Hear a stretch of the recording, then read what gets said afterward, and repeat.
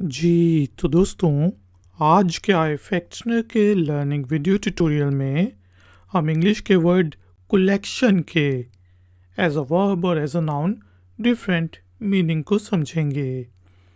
Word collection को use करते हुए इंग्लिश में 3 सेंटेंसेस बनाएंगे और उनकी ट्रांसलेशन को समझेंगे। ट्यूटोरियल कंसंट्रेशन से देखें क्योंकि फिर है एक एक्सरसाइज। तो शुरू करते हैं जी अपना आज का इफेक्टनर का लर्निंग वीडियो ट्यूटोरियल। दोस्तों, वर्ड कलेक्शन कलेक्ट से निकला है।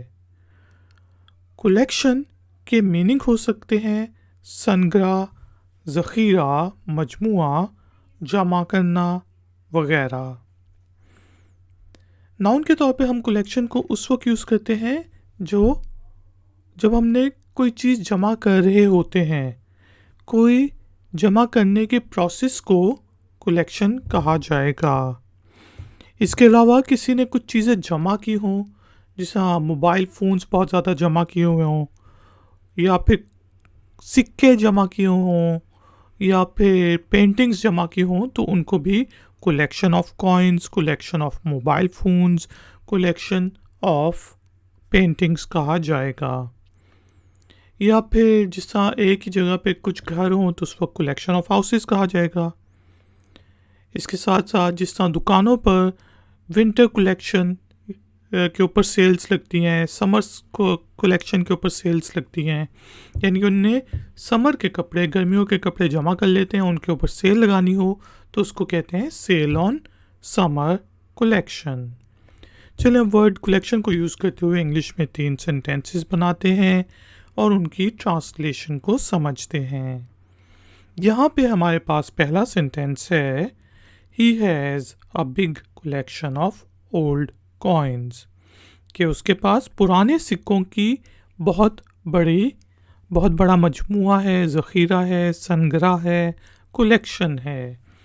He has a big collection of old coins. इसी तरह हम कह सकते हैं the government is improving the process of tax collection, कि सरकार जो है वो टैक्स कलेक्शन के प्रोसेसेस को इम्प्रूव कर रही है। The government is improving the processes of tax collection।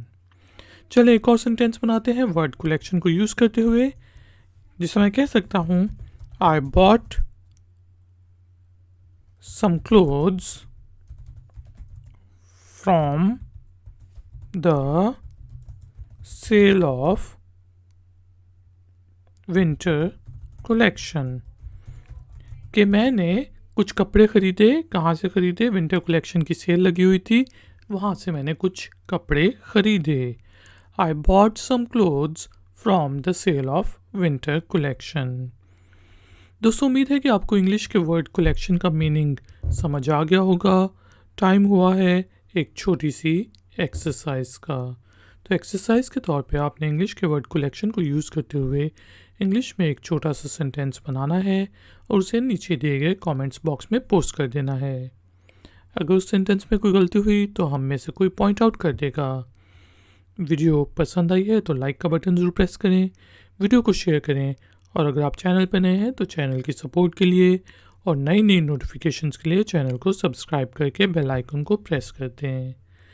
मिलेंगे एक और नए वीडियो ट्यूटोरियल में। Until then take care, keep learning, keep enjoying, good day.